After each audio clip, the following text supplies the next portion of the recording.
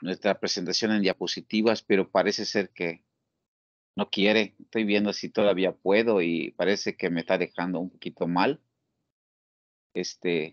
Vamos a ver si todavía hay una maquinita que me permitía ver las imágenes nítidas, pero el audio no me permite pasar. Nos da una especie de eco. Bueno, no busquemos más pretextos para aprovechar el tiempo. Déjeme compartirles entonces un tema, creo que de mucha importancia. Por un lado, este tema que el día de hoy me gustaría compartirles es un tema, cierta manera, tal vez en estos tiempos estamos en un momento muy complejo, porque por otro lado nos permite revisar la situación en que nos encontramos. Digo esto porque todos nosotros ahorita, creo que los que estamos en agroecología, pues somos afortunados, por un lado.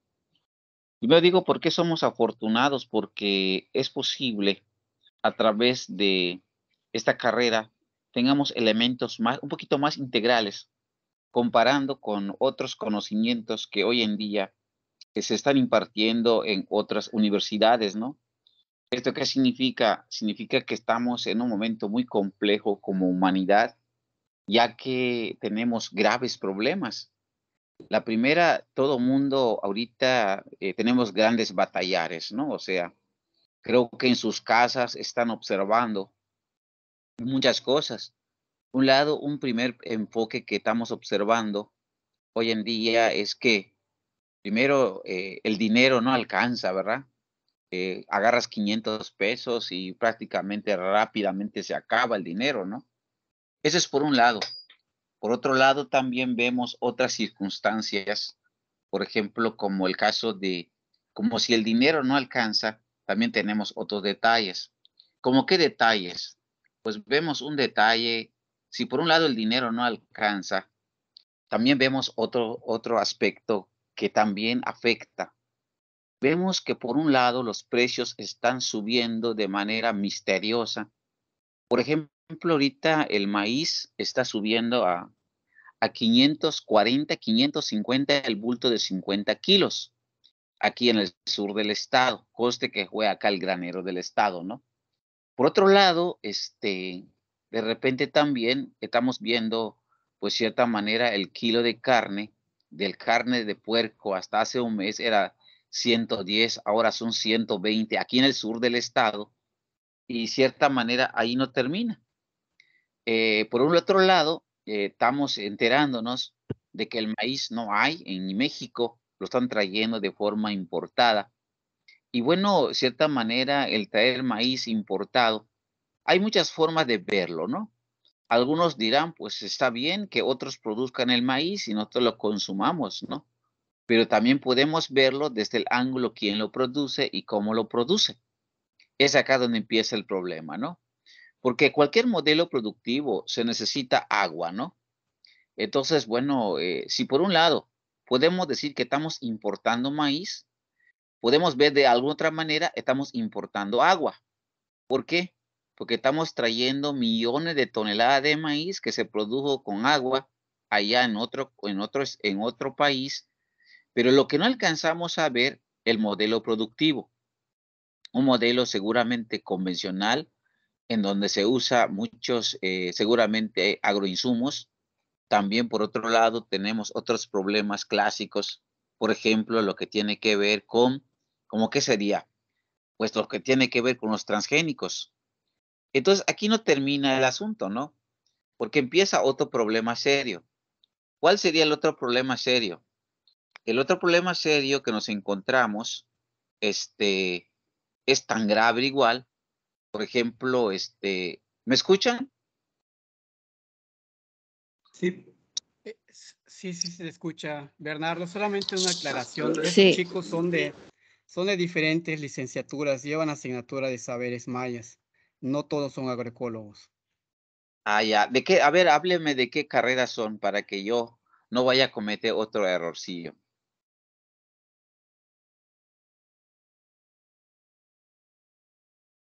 pues por aquí hay Yo soy de biología. Perfecto. Un ¿De qué poquito. más?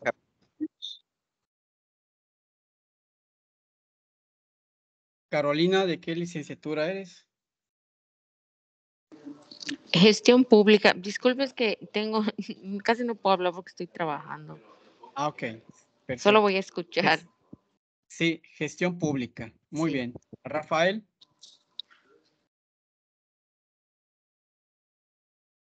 Rafael, ¿de qué licenciatura eres? Sí, perdón, profesor. Licenciatura en turismo. Licenciatura en turismo. Muy bien. César, Hola, ¿qué tal? Soy de Ingeniería en Alimentos. ingeniería en alimentos. Muy bien. Bernardo, es un grupo muy diverso y acá hablamos sobre el rescate de los saberes mayas y la cosmovisión. Adelante, Bernardo. Perfecto. Bueno, entonces podemos ver en diferentes mecanismos. Qué bueno que tenemos diferentes especialidades, ¿no? Entonces, si por un lado vemos desde el lado económico, pues muchos compas, gobiernos anteriores señalaron de que, bueno, pues sale más barato producir afuera y comprarla que producir dentro del territorio, ¿no? Y entonces se desajenó un proceso que tiene que ver con el modelo productivo mexicano y empezó a importar maíz, ¿no? Entonces, cierta manera, esto trajo otros detalles, ¿no? La primera parte. La otra parte, en cuanto a cuestiones de salud, porque si por un lado estamos hablando de que se está trayendo alimento, pero pues estamos hablando de un alimento que no sabemos de qué está hecho, ¿no? Pero también podemos ver por otro ángulo, en cuestiones de soberanía, ¿no? O sea, porque aquel que tiene los alimentos al final de cuentas decide, ¿no? Y esto, cierta manera, también trae otros mecanismos de revisión. ¿Cómo qué sería? Entonces empezamos a ver otro mecanismo, un mecanismo que nos permitiera saber si estamos en el terreno correcto. Entonces, bueno, acá empieza a checar. Tenemos algunos problemas, ¿no? El primer problema, todo el mundo sabe que aquel que tiene alimentos, pues tiene una poderosa forma de presionar otros países que no producen alimentos. Por otro lado, el tema tecnológico también, cierta manera, permite de otra manera presionar para que pudiéramos tener otra forma de hacer negocios, porque si vamos a comprar maíz, cierta manera, o semilla de maíz, pues yo tengo que pagar algo de, pues cierta manera, como una especie de pagar impuestos para la cuestión de la utilización de ese maíz. Y es ahí donde empezamos a revisar entonces, y todavía no estamos hablando de las cuestiones internas, en este caso de los pueblos, en este caso de los productores, ¿no? Porque el hecho de que ya se empieza a hablar de un proceso donde al final de cuentas, si el modelo de país es traer maíz, independientemente a las perspectivas de traerlo, pero al final se desatiende, por un lado, todo el esquema productivo que también se deja, pues, en una especie de bancarrota porque al final no es competitivo el maíz. Por otro lado, también las cuestiones de salud empieza a causar problemas en la población porque, de cierta manera, hoy en día misteriosamente la gente se está enfermando bastante. Al final de cuentas se determina de que debido al tipo de alimentación que tenemos. Y tercero, lo que tiene que ver con esta invitación que me hacen, ¿no? O sea, de platicarles un poco del conocimiento que tenemos como territorio o los territorios que tiene México, de cierta manera, es aquí donde empieza un análisis. Compañeros, si bien podemos hablar de 500 años, un poquito, pues el tiempo seguramente ni yo lo viví, ni ustedes tampoco, pero bueno, la historia, aunque la historia lo escriben los vencedores, en este caso, y no la otra parte, generalmente se escribe la visión de los vencedores, ¿no? Bueno, independientemente a eso, si empezamos a ver un proceso en donde de cierta manera hay una intervención, de cierta manera algo que permitiera revisar un poco el proceso histórico, podemos entonces empezar a revisar que no estamos en el momento correcto. ¿Por qué? Porque de toda la parte histórica de nuestro país hemos visto como que de cierta manera ha habido problemas, ¿no? ¿Cómo qué problemas ha habido?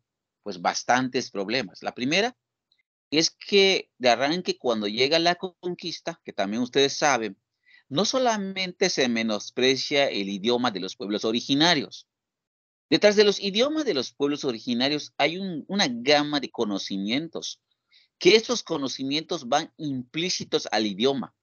Imagínense si Bernal Díaz del Castillo, uno de los cronistas, de los primeros que llegan junto con estos que vinieron de Europa, entonces con Hernán Cortés, describía.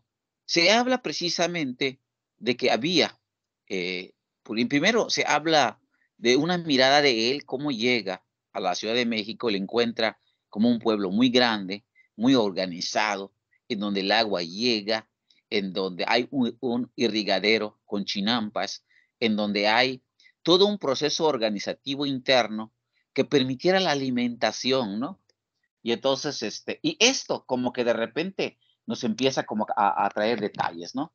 ¿Cómo es que un señor de ese tipo llega de otro continente y dice inclusive que estaba tan hermoso Tenochtitlan y que de cierta manera, y que era mejor que los países europeos o las ciudades europeas?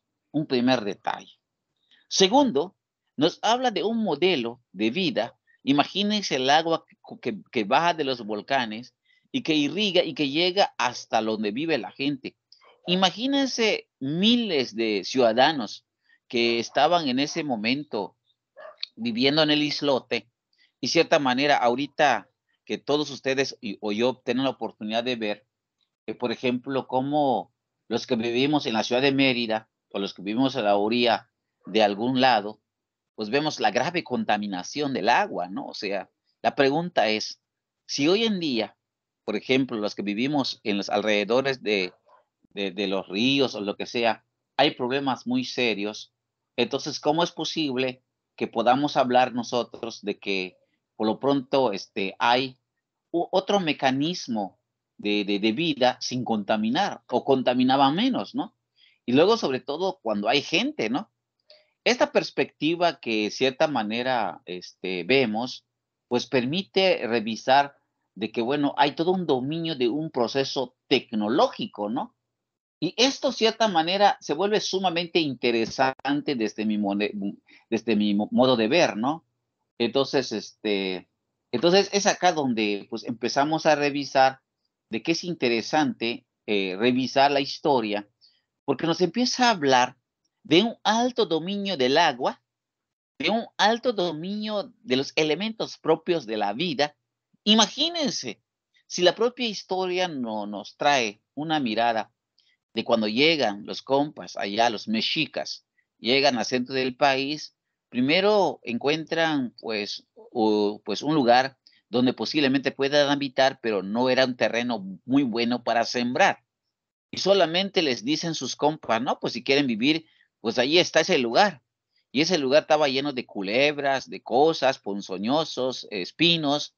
Y ellos, a partir de eso que vieron, encontraron, bueno, pues este lugar lo podemos convertir en tierra fértil, ¿no? Pues imagínense este pensamiento que al final de cuentas ellos logran ponerse en el islote, implantar su ciudad, hacerla de ella no solamente el espacio de vida, sino al final de cuentas una trinchera, como una especie de fortaleza rodeado por lagos.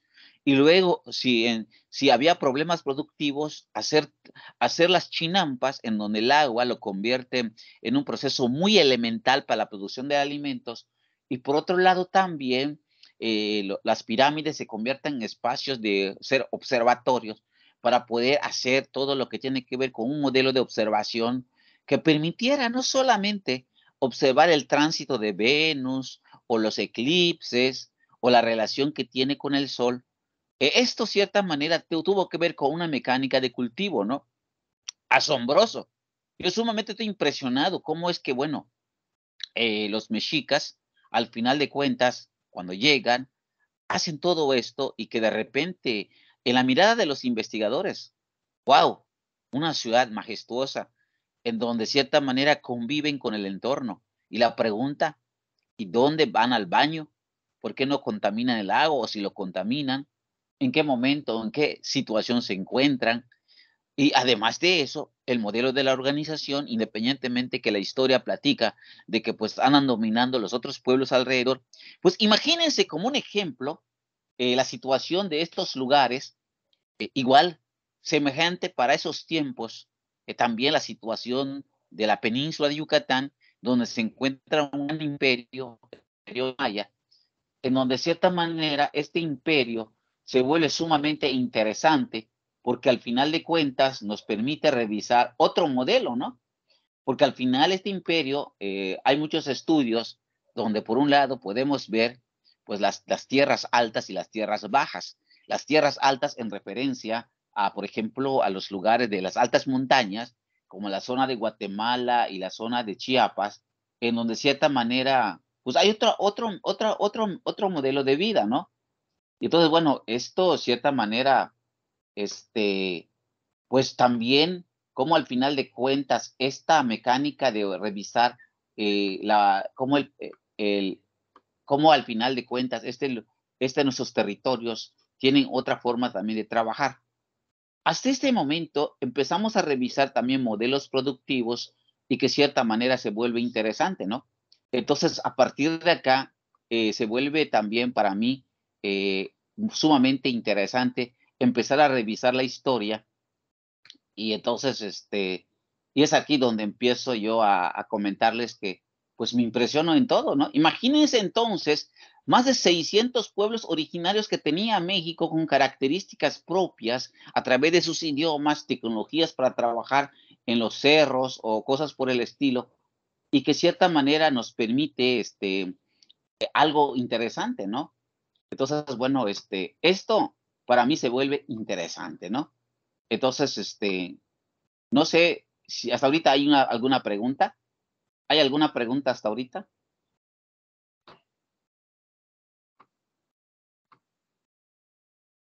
No, profe, todo claro, gracias.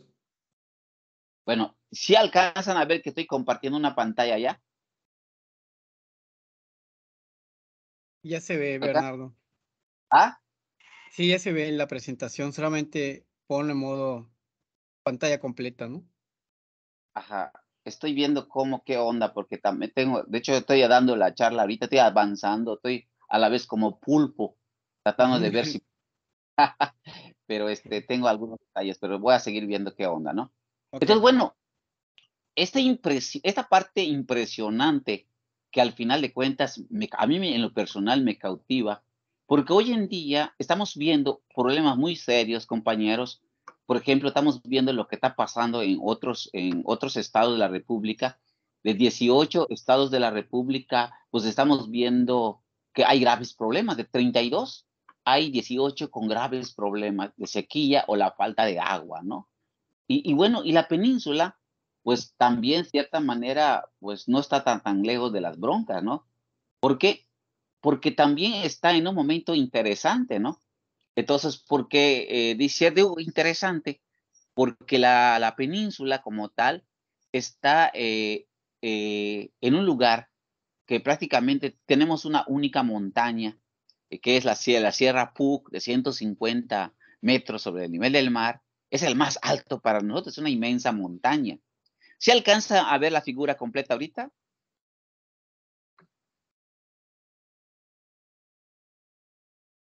Bueno, No, aún no, Bernardo. bueno. Entonces, bueno, vamos a seguir viendo qué está pasando, si alcanza a ver. Bueno, entonces para mí se vuelve interesante estar viendo cómo al final de cuentas estamos ante un mecanismo de mucha importancia, de cierta manera que hay que estar revisando un poquito la historia, porque hoy en día uno de los principales problemas que tiene nuestro país, de ahorita como estamos viendo, de 32 estados, hay 18 con graves problemas, ¿no? Entonces, bueno, la falta de agua es una de ellas, ¿no?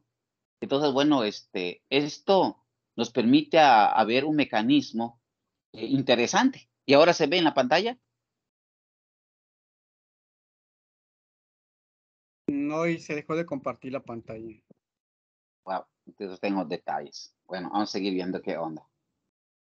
Y entonces, a mí en lo personal empiezo, entonces digo, bueno, si por un lado, el primer problema que tenemos hoy en día, o actualmente estamos viendo el tema del cambio climático, entonces empezamos a estar revisando qué más de broncas tenemos. Tenemos, aparte de eso, pues graves problemas con la cuestión ambiental, en donde el oxígeno que hoy en día estamos viendo, pues no es un oxígeno pues, de las buenas, que digamos, o sea, tenemos una contaminación tremenda, y entonces, bueno, y cierta manera, empezamos a ver entonces, por un lado, tenemos un modelo productivo en donde está contaminando seriamente cielo, agua, tierra, también un modelo de vida totalmente que también está en esa misma, ¿no? O sea, donde no estamos como que, ¿cómo vamos a lograr hacer la convivencia con el entorno donde estamos, ¿no? Entonces, bueno, todo esto, como a colación de este tema, del tema de los saberes, ahora, actualmente en tiempos 2022, en donde, bueno, por un lado, ahora estamos en la antesala de una crisis tremenda, de forma que nos toca vivir. Entonces, por un lado, a todos nos toca ver ya lo que está sucediendo de fenómenos extremos, por ejemplo, entre que hace sequía en 18 estados y se van secando ríos, inclusive en los Estados Unidos o en Europa, o se desata un incendio muy grave en la zona de España, en donde está lloviendo terriblemente en algunos territorios de Afganistán, todo ese tramo, en donde vemos prácticamente lluvias muy fuertes en otros lados de forma muy extremosa. Entonces, bueno, de repente, ante todas estas calamidades que estamos viendo de cuestiones muy extremas, en donde de cierta manera, ¿cuál es la posición entonces, a lo mejor, en que nos encontramos? La primera, si bien, por un lado, mantenemos el modelo de vida, inclusive muchos de los que están en nuestro territorio, en la península, independientemente que sepan que estamos en un suelo tipo karst, el suelo tipo karst es un suelo sumamente permeable, que con detallitos rápidamente el agua se contamina. Por otro lado, también tenemos también un suelo, que no existe suelo, realmente tenemos algo así como de 2 a 3 centímetros, algo así de sustrato, muy ligero, y en algunos lados más o menos profundo, pero la mayoría está a menos de 3 centímetros, en donde descansa un modelo productivo del pueblo maya. Por otro lado, también tenemos otra oportunidad de ver no solamente eso, empezamos a revisar también de que no hay la comida, la crisis que impera ahorita, en donde el peso como tal no alcanza para comprar las cosas, en donde de cierta manera muchos de los que estamos estudiando alguna carrera y algunos egresados del 2019, pues de cierta manera también se encuentran en la desesperación de que no encuentran trabajo, porque resulta que el dichoso virus no solamente congeló las fuentes de trabajo, sino que también hizo cambios en todo el modelo de la vida en el planeta. Y entonces hay una readecuación del modelo de vida, en donde por un lado está un planeta con graves problemas ambientales, por otro lado, estos vaivenes climáticos que está ocasionando la falta de alimentos, por otro lado también, simultáneamente de esos vaivenes climáticos, de los calores extremos, se desatan virus que van afectando la vida de todos, y simultáneamente pareciera ser que la amenaza viene muy claro. Por un lado, va directamente influenciado por un modelo que de cierta manera, que el modelo productivo ya tiene problemas serios. La primera es que el modelo productivo convencional, como lo que de cierta manera monocultivos, en donde hay toda una tecnología de punta, pero esto no está preparada a resistir calores extremos de los 40 grados para arriba, que puede provocar abortos florales. Por otro lado, también estamos en un momento en donde también hay muchas plantas cultivadas, no están preparadas a recibir lluvias intensas, que de cierta manera bajo una cuestión de inundación que se está dando de forma extrema. Entonces, y por otro lado, la parte de la relación hombre-ambiente, pues hay una desconexión. Hoy prácticamente, inclusive los que estamos en carreras universitarias Muchos todavía pensamos que la sandía viene en una cajita, lo que ya está preparado para comer. Otros no se imaginan cómo es la papaya. A lo mejor hay algunos que piensan que la papaya viene en una guía y no se imaginan que la papaya es una matita. Algunos, o sea, no se imaginan porque estamos desconectados al mundo de la parte productiva de estos pueblos que han dado, de cierta manera, un paso a la forma alimentaria. Y muchos de nosotros, a pesar de nuestra formación académica, nos hacemos una deformación académica. ¿Qué significa entonces? Pareciera ser que, por un lado, esta formación académica de alto nivel, nos vamos a la analfabetización funcional. ¿Qué significa esto? Estamos en un momento, pareciera ser que ahorita los que tenemos una formación académica cuadrada, tenemos una forma muy fría de ver los elementos propios del territorio. Entonces, inclusive al ver las cosas diferentes al territorio, empezamos a revisar cuál es el modelo de vida que podamos nosotros tener ante esa situación como nos encontramos, ¿no? Entonces, esto en lo particular empieza entonces a darnos una intención o una mirada de que estamos en un mundo más caótico y entonces de repente, hace un poquito más de 25 a 30 años, o para algunos es un grupo de locos, para otros es la parte más importante en donde diferentes países, entre ellos Cuba, Brasil, Costa Rica y por otro lado, inclusive ya en Guatemala y parte de México, empieza a haber un concepto que tiene que ver con la agroecología, en donde la agroecología intenta recuperar conocimientos locales y que de cierta manera conocimientos que pueden ser interesantes, por ejemplo, no solamente en el modelo productivo, sino una forma de relacionarse hombre-ambiente. Esta agroecología entonces empieza a hablar de filosofía, empieza a reentender el modelo relación hombre, cultivo y entorno. Entonces empieza otro modelo, parecía hacer lo contrario al modelo extractivista, del modelo convencional, entre que tú solucionas todo, ¿no? Y esto, de cierta manera, se vuelve sumamente interesante, ¿no? Pues en esta situación, como nos encontramos entonces, se vuelve este tema del mundo de los saberes, para sentarnos entonces, volvemos la pregunta. Si bien durante la conquista hasta la fecha, la cultura maya ha sido menospreciada a lo largo de los años y la cultura no vista como el idioma, sino la expresión viva más del pueblo, que donde tiene que ver un modelo productivo, donde tiene que ver una forma de relacionarse con el ambiente, donde tiene que ver con un modelo de relacionarse con el territorio y todo lo que implica la vida, de repente, wow, ¿qué entonces nos puede proponer este pueblo o estos pueblos originarios? Entonces, bueno, por un lado, nos encontramos ante un momento en donde hay posibilidades de revisar esta relación hombre-naturaleza para volver a sensibilizarnos de lo que nos aporta, lo que significa el mundo de los saberes. Es ahí, con la llegada de este virus, prácticamente del COVID, pues nos propició un reencuentro nuevamente, porque si bien hay vacunas, pero hubo un momento en que no había vacunas, en donde todo el mundo nos dijeron resguárdense, en donde todo el mundo se estaba muriendo.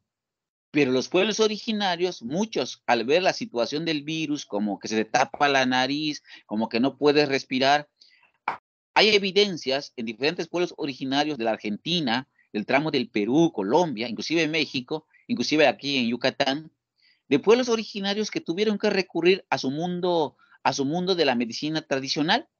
Y de otra manera, a lo mejor no fue al 100%, pero ante una emergencia en donde ni los hospitales podían y no podían acceder, en donde en este momento el gran conocimiento de los pueblos originarios le hicieron frente a un poderoso virus, porque muchos de estos pueblos, pues lógicamente empezaron a recurrir a plantas medicinales, empezaron a recurrir a un modelo pues de curación en donde a veces involucraba el chocoichquil. El chocoichquil es como el baño en caliente, donde se ponía hojas de limón, hojas de, por ejemplo, de naranja agria y cierta manera, y la persona que no podía respirar se bañaba con eso y entre que le daban es como una especie de baño de temazcal, le daban dando vapores de Vicks Vaporru y detalles, y que de cierta manera algunos no, a lo mejor no lo pasaron por la gravedad del asunto, pero otros lograron pasar ese momento terrible del virus. Entonces, bueno, es ahí en donde inclusive escuchamos diferentes experiencias internacionales, nacionales y regionales, cómo este pueblo o estos pueblos tienen herramientas o elementos propios para enfrentar problemas desconocidos. Ahora, a partir de acá, entonces, si empezamos a hablar entonces de esa relación que tiene que ver con el manejo del juego, el manejo de los elementos propios, considerando la cosmovisión, entonces es acá donde tenemos que reflexionar entonces cómo al final, si esta relación que tiene que ver con el manejo del juego, que es el primer elemento, el juego de inicio, pues para algunos, de hecho, para la agricultura actual, quemar la milpa es quemar los nutrientes, ¿no? Y entonces hay una recomendación nacional, inclusive muchos que están en el rollo de la agroecología, donde dice, pues no quemes, en lugar que quemes, haz composta, ¿no? Pero por otro lado, se les olvida que en el territorio maya, pues la vegetación no es una hojita, nada más son espinas. Imagínense que vayas con chanclas, imagínense que no vayas con los zapatos idóneos y moles una espina de esas del cocoyol, del tuc, que traspasa los hules y que te llega hasta el pie y cuya espina se entierra y luego con trabajo lo puedes sacar. Imagínense el dolor y las incomodidades que trae. Y por otro lado, la dificultad para sembrar. Para este entonces necesitamos una tecnología que permitiera moler y convertir en polvo a lo mejor estas plantas y estas espinas para que no sucediera eso. Pero bueno, entre que llega esa parte, pues no lo tenemos a la mano. Lo siguiente, entonces, el manejo del juego, si bien hoy en día vemos por otros lados, hay mucho quemazón en diferentes pueblos, inclusive en el estado, durante marzo, abril, mayo, vemos un descontrol del juego, pero precisamente para algunos se escapan en las milpas y condenan a los milperos, pero muchas zonas de incendios se origina a la orilla de la carretera. ¿Qué nos hace suponer eso? Pues seguramente acá donde vienen, pues primeramente, gente que fuma. Segundo, botellas que tienen actuación como de lupas, ¿no? O sea, donde pues a lo mejor ahí están las botellas y con un poquito de agua, al incrementarse el calor, estas lupas al final incendian esos zacatales muy secos, pero al final es una insensibilidad del que transita en estos espacios al dejar botellas con agua o en su caso de prender directamente el fuego y de una vez devasta graves extensiones de territorio.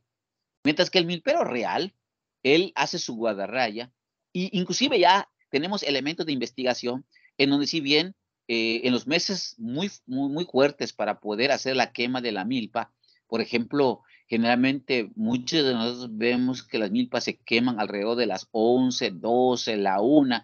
Imagínense el solazo de más de 40 grados, en donde sientes que el sol te cae a plomo, en donde por otro lado, pero cómo la gente que llega a hacer esto, a veces tiene un dominio del juego, pero otros no. También encontramos otras experiencias en donde la gente que domina el juego de vastas extensiones, donde van quemando, inclusive dice, no, cuando hay tiempo, donde hay mucho sol y más de 40 grados, nosotros estamos quemando alrededor de las 5 de la tarde, cuando el sol no está cayendo a plomo.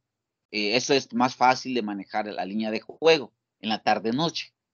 Esta adaptación al manejo del juego desprende de un proceso antiguo y que se va actualizándose con la situación actual, ¿no? Entonces, bueno, por un lado.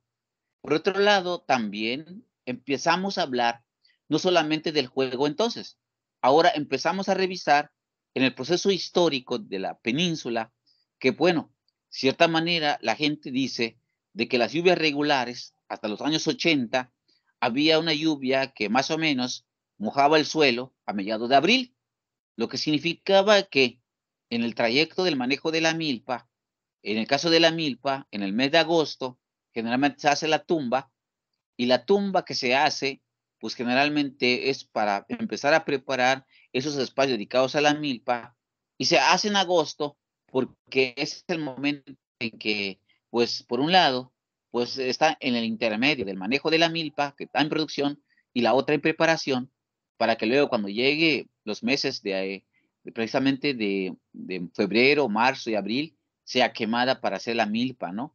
Pero bueno, por otro lado también podemos ver que en el caso del Monte Alto se va dando en agosto, septiembre y octubre, mientras que la milpa de cañada pues se prepara entre marzo y abril, prácticamente a la hora de preparar el terreno cultivado. Entonces, si bien hay diferentes momentos que tienen que ver con la quema, en donde hay diferentes enfoques para verlo, pero lo cierto, desde el modelo práctico, una milpa nueva, si no lo quemas, si no tienes la tecnología, pues hay problemas serios, ¿no? Y entonces, bueno, esta parte, esa es donde pues tenemos que reflexionar en qué momento podemos interaccionar con este modelo y cierta manera cómo podemos mejorarla. Si bien es cierto que se pueden quemar algunos nutrientes, pero también hay sales, hay cenizas que se liberan de pronto, que es de vital importancia para la milpa, para el maíz, ¿no? Entonces, bueno, hay unos que se liberan, otros que desaparecen.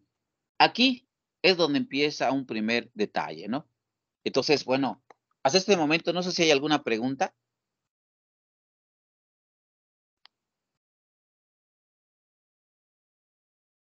Si tienen alguna pregunta, jóvenes, adelante. No, todo claro, todo bien, profe, gracias. Muy bien, Rafael. Disculpen que no estoy presentando el Power, lamentablemente ya a última hora falló la máquina, ya. Pues ahorita solamente, incluso solo escucha mi voz. Estoy tratando de hacer este recorrido, ¿no? Entonces, bueno, hay como una especie, hay muchos tomadores de decisión de la milpa que están en algunas secretarías, inclusive en universidades, que hablan pues todo un proceso en donde dicen lo que debiera hacer la milpa, cuando ellos en su vida nunca han sido milperos. O sea, entonces, estos milperos de oficina que no saben nada de la milpa son los que generan políticas públicas sin conocer el proceso real de lo que implica el trabajo de la tierra. Entonces, ese es un primer detalle. Un segundo detalle, desconocen los elementos propios del manejo del territorio en cuestiones, en ese caso, de la milpa.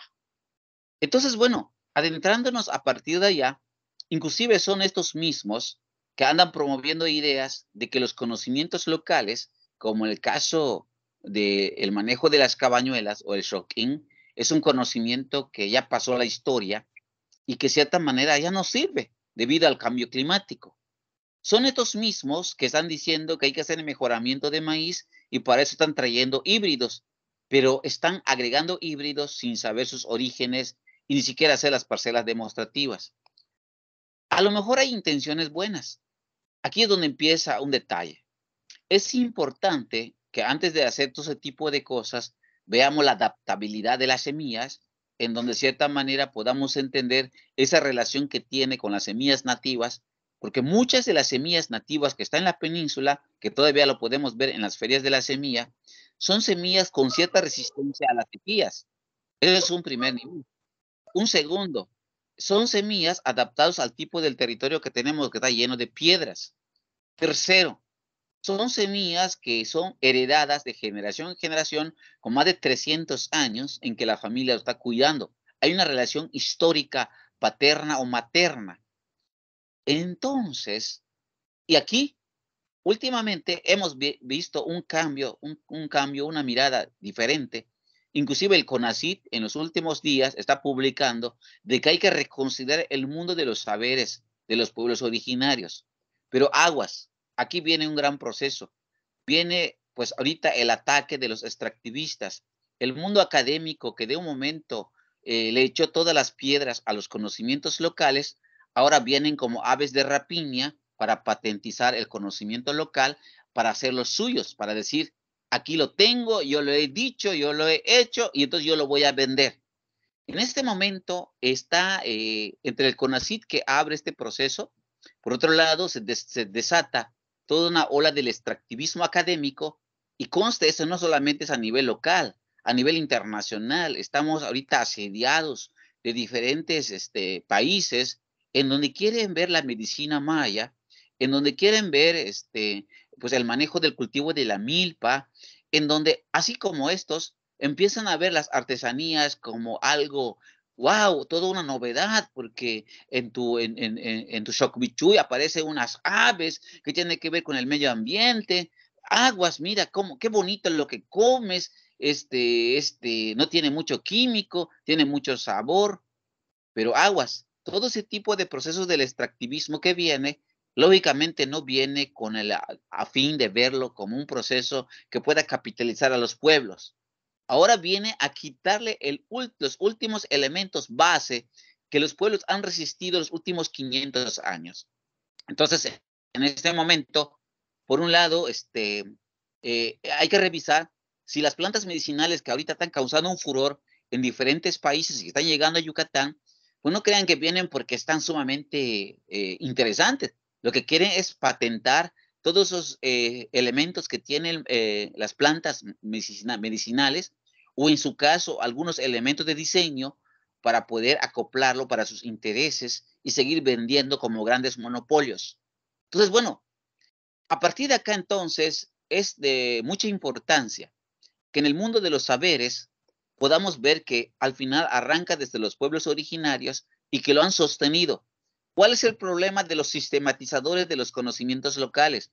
No solamente lo quieren patentar y hacerlo el suyo, sino que a partir de acá empezar a dictar formas del uso del conocimiento. ¿Qué significa?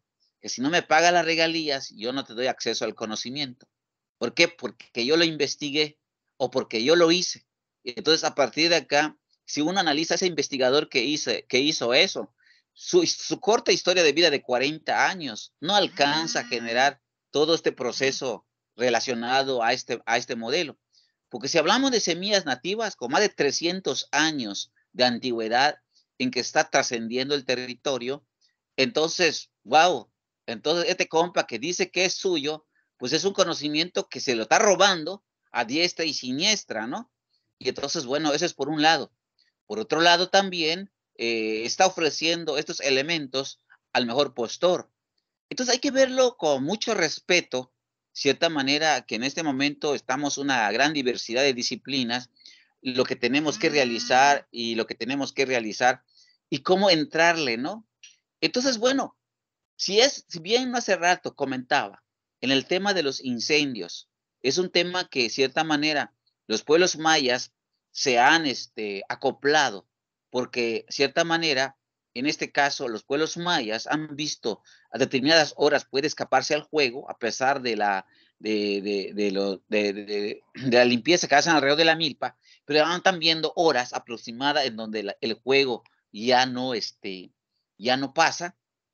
Hoy en día, cuando vemos estudios de la CONAFOR, hace 4 años veía un estudio satelital de la CONAFOR donde se sentían asombrados, donde decían, wow, mira cuántas milpas y todas están quemadas en cuadritos o en rectángulos. ¿Cómo lo hicieron? ¿Cómo afectaron el monte? Pues no solo es wow, es todo un manejo de conocimiento que implica conocer el viento, porque en el mundo el mundo de lo que viene siendo la religiosidad, hay, por ejemplo, le llaman los vientos bajos, Kaba Ikob, o sea, también el Shimba Ikob, o el viento que camina, o el viento que se arrastra, o el Canaíc o el Chocoíc o los vientos calientes o altos y que se relacionan durante la ceremonia del Chachac o la ceremonia para traer la lluvia y que esto se relaciona con la religiosidad, va vinculada entonces con el manejo directo con la línea de juego, pero ahí no termina, el cuidado del entorno. Y entonces, bueno, aguas.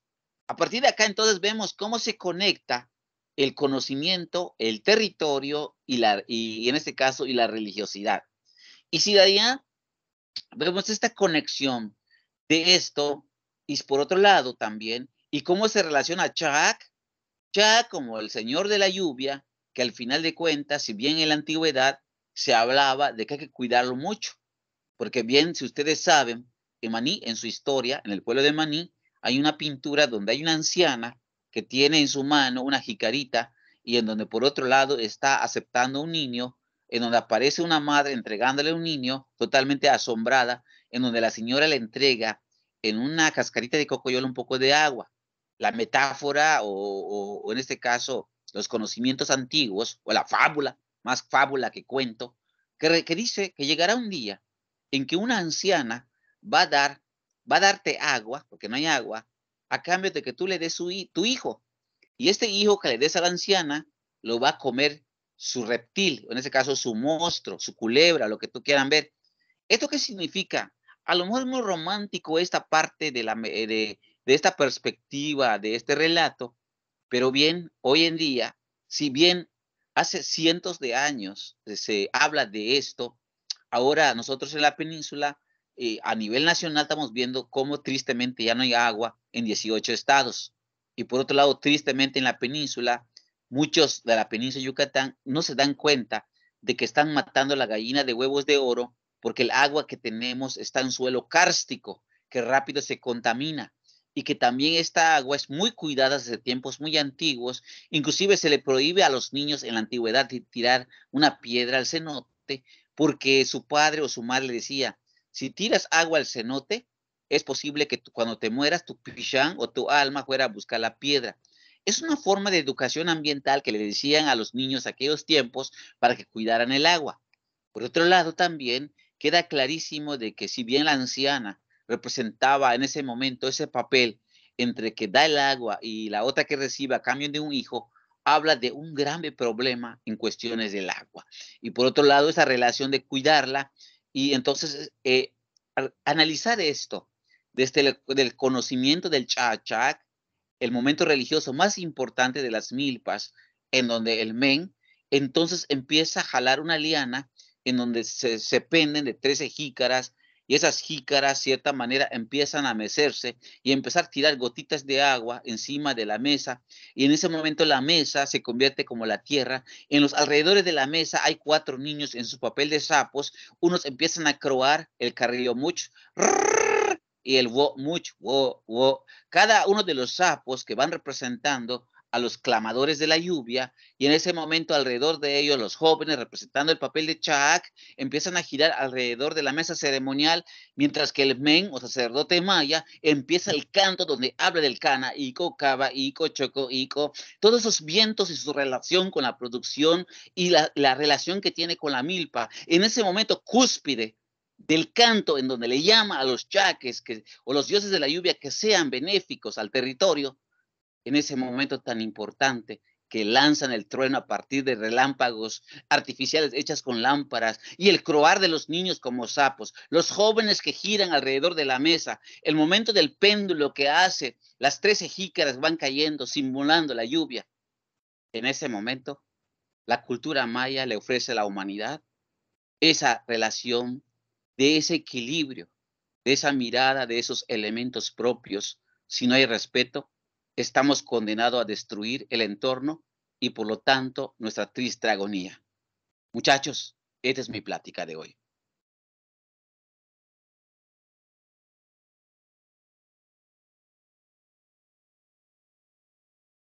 Muy bien, chicos. No sé si tengan alguna pregunta, algún comentario, incluso si algo les queda duda con respecto al trabajo y pueden hacerle la pregunta a Bernardo para tener un poquito más de información.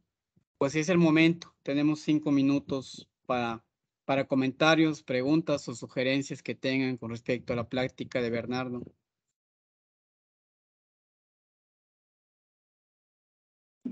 Pues yo estoy conmovido con esta última parte, porque parte de nuestras tareas fue ver unos videos donde se hacen los rituales. Y en este del Chachac, sí noté que estaban estos niños abajo de la mesa. Y creo que por problemas de audio no entendí por qué estaban croando como sapos, pero sí logré identificar que se parecían muchísimo a los que mencionó. Y entonces es una especie de, de manera de suplicar la lluvia, ¿no? Porque a los anfibios se les considera como aquellos que agradecen y reclaman a la humedad para poder llevar a cabo su vida, ¿no?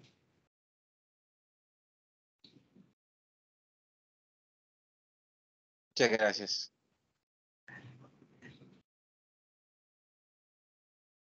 ¿Algún comentario, Bernardo?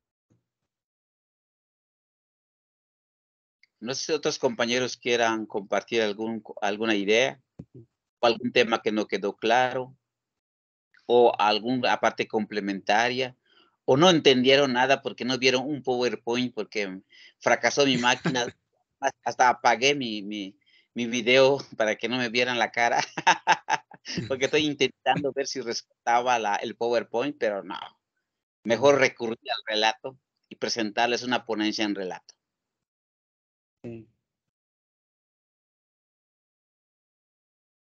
Sí, Rafael. Adelante, Rafael. Adelante. Sí, hola. Yo tengo una pequeña duda, más que nada.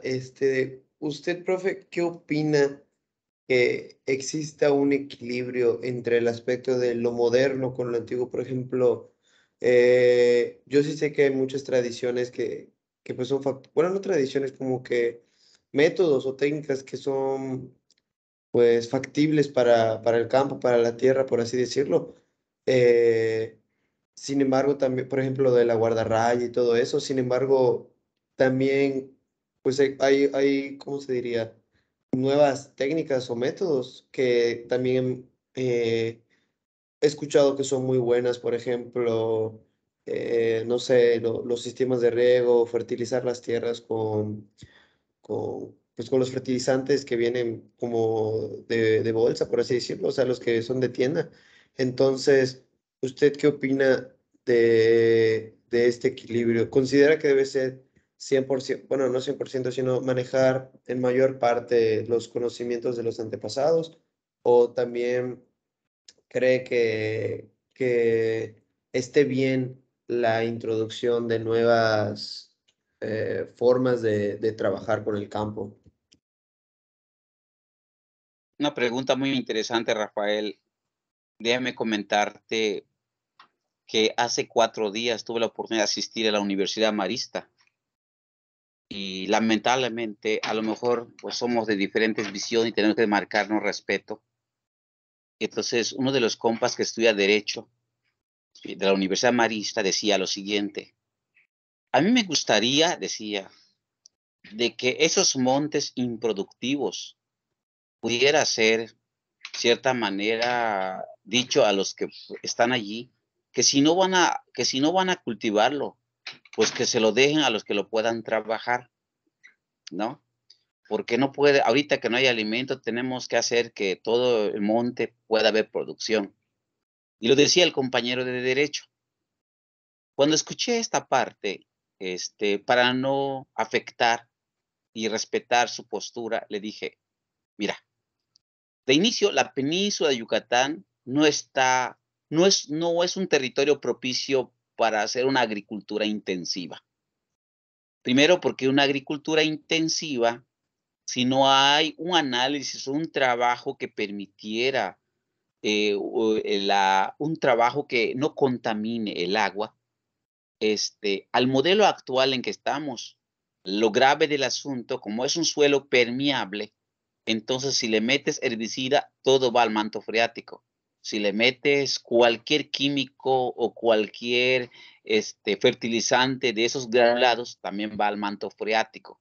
Y se va concentrando en toda esta gama de sustancias químicas que va derechito al agua y el agua va derechito a las playas. Y muchos de ustedes van a bañarse a Progreso, pero la verdad, lo que no alcanzan a ver muchos que van a la playa, van a bañarse con agua de caca, tanto de cerdos y todo de las inmobiliarias que hay en Mérida. Entonces, y hasta como que uno piensa, chin, se ve azuloso, sí, pero no es agua buena, ¿no? O sea, de hecho lo estamos viendo ahora con tanto sargazo. La península no está hecha para ese tipo de agricultura, entre comillas, tecnificada. Debe ser trabajada desde un modelo que permitiera, hoy en día que está de moda, los bioinsumos, como el uso de compostas, bokashis, o todo aquello que tiene que ver con lo natural, debe ser por ese mecanismo, para que no contamine el manto freático, porque es allí Todo mundo accede al agua, aunque compremos el agua embotellada, pero no todas las que están embotellando tienen la capacidad de eliminar los bichitos o los metales pesados, lo que significa que lo que estamos haciendo en el territorio lo estamos consumiendo, querramos o no. Entonces tiene graves consecuencias a la salud. Entonces, cuando el compa decía esta parte, primero se asusta uno. Le digo, es que tú estás viendo desde un modelo productivista y no debes ver el monte desde un modelo productivista, porque el monte, si bien no está trabajado como tú dices, por un lado está generando oxígeno, está cooptando o captando lo que es el carbono, limpiando la atmósfera. Por otro lado, a lo mejor no alcanzan a entender qué es eso, porque lo que hace los árboles al momento de respirar, pues saca oxígeno y jala carbono. El carbono es la que se convierte en madera, se lignifica ese carbono, es la captura de carbono. Por un lado, las plantas lo hacen y por otro lado, se descompone y genera nutrientes y simultáneamente estas plantas, como sus raíces también fijadas en el territorio, van filtrando el agua. Y por otro lado, la floración de las plantas no solamente son muy olorosas, sino que son prácticamente el alimento de las abejas en el territorio. Somos la segunda potencia a nivel nacional en cuestiones de apicultura como península, en donde entonces, si lo ves desde un modelo de una agricultura de monocultivo o de lo que sea, en donde piensas arrasar el monte, bajo esta perspectiva no es el camino. Entonces, lo que yo a partir de esa perspectiva sugiero que las milpas o el modelo tenemos que recurrir a un modelo, aunque no sea tan antaño, pero modelos que, de cierta manera, considerando que son suelos kársticos, fáciles de contaminar, pensemos todos en una innovación que mejore los suelos sin contaminar el manto freático, pero sí generar la alimentación tal como hicieron los pueblos mayas hace muchos años. Eso es un primer ángulo. Un segundo, creo que todos de forma multidisciplinaria tenemos que analizarlo, generar un debate. Si queremos vivir en el territorio peninsular, pues cada quien tiene que hacer su parte, ¿no? Pues empezar a ver los montes desde no un modelo productivista, sino los montes como el modelo que decían los abuelos mayas. Cada vez que viene la crisis, tenemos que mirar los montes. Y esto para algunas miradas, pues es algo fantasioso. ¿Cómo voy a mirar el monte? Claro, el monte al ser menos diverso, lo que ocasiona graves problemas con la fauna silvestre.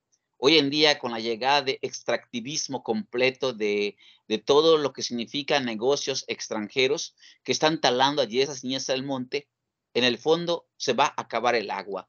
Al rato vamos a tener un poco de agua, pero salada o con mucho químico, y al rato va a ser la península peor que Monterrey. Lamentablemente, muchos de los que estamos en las universidades, en el territorio peninsular, pues tenemos un chingo de miedo para hablar, ¿no?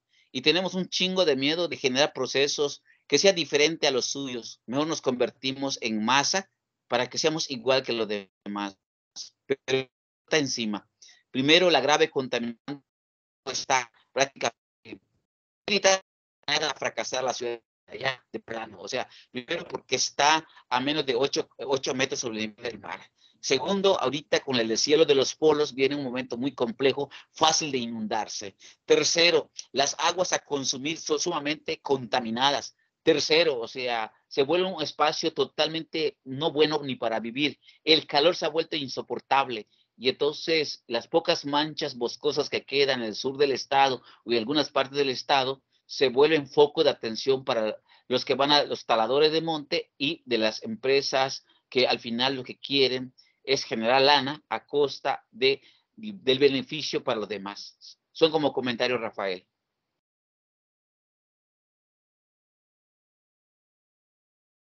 No, sí, profe, muchas gracias. Muy clara su opinión y sus argumentos. Gracias. Igual.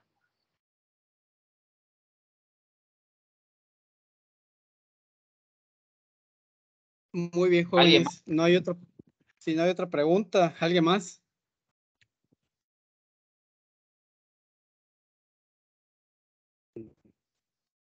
Creo que nadie más. Bernardo. Pues jóvenes, vamos a agradecerle al Bernardo por la plática del día de hoy, que la verdad estuvo muy interesante, como les comenté la semana anterior.